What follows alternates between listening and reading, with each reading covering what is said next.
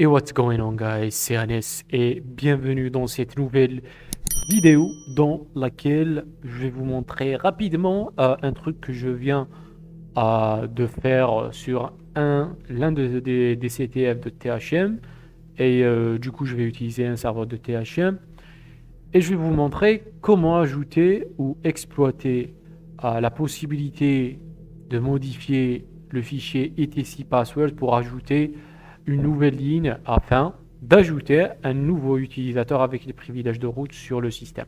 Donc ça, c'est un module de Privilege Escalation. Et comme vous voyez ici, si on fait ls-all sur le fichier etc password, on peut voir que l'utilisateur a la possibilité, il fait partie du groupe qui a la possibilité de modifier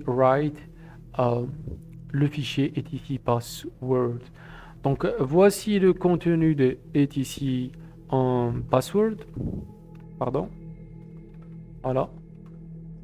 Et l'objectif, donc pour ceux qui ne connaissent pas c'est quoi le fichier etc password, c'est un fichier qui contient les noms d'utilisateurs ainsi que leur shell, leur répertoire d'utilisateurs et d'autres informations. Bien sûr, ça ne contient pas le mot de passe. Le mot de passe, il est ici représenté par un X parce que le fichier qui contient les mots de passe des utilisateurs, c'est un autre fichier crypté qui est dans le path etc shadow.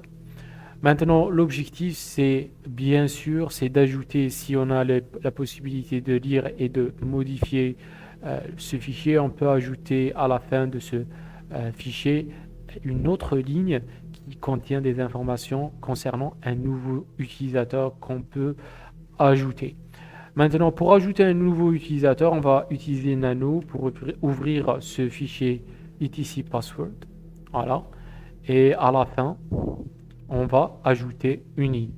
Donc pour ajouter un utilisateur, on a besoin du nom de l'utilisateur et on a besoin aussi du hash, c'est-à-dire le mot de passe haché de cet utilisateur qu'on veut ajouter à ce fichier-là.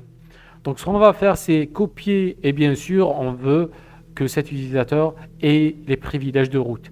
Du coup, ça sera un clone du route. Je vais prendre cette ligne et tout en bas, je vais coller cette ligne.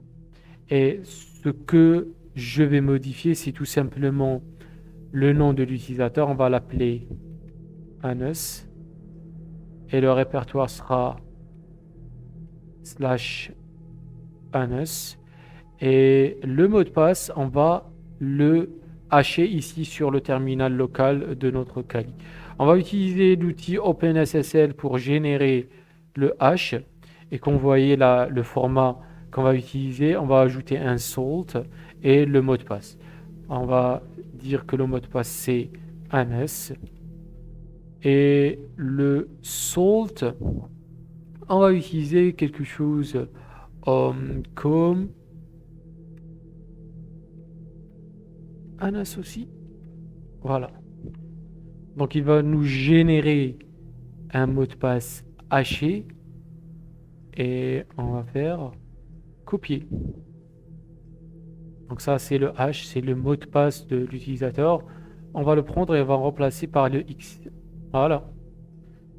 Donc maintenant on peut sauvegarder les modifications en appuyant sur CTRL X, enregistrer. Et oui, si on fait cat etc password, on voit bien qu'on a un nouveau utilisateur qui s'appelle Anas. Maintenant, je peux me loguer en tant que Anas et je peux entrer le mot de passe et voilà. Je suis root sur le système. Si on fait who am I, vous allez voir que je suis root parce que Anas, il a les privilèges de root sur le système et il a le bin bash comme shell d'exécution des commandes.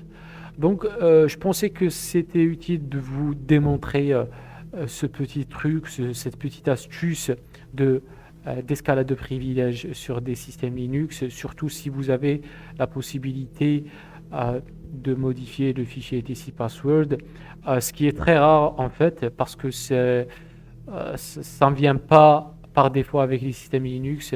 Généralement, c'est que l'utilisateur root qui a la possibilité de modifier ce genre de fichier. Donc j'espère que ça a été clair.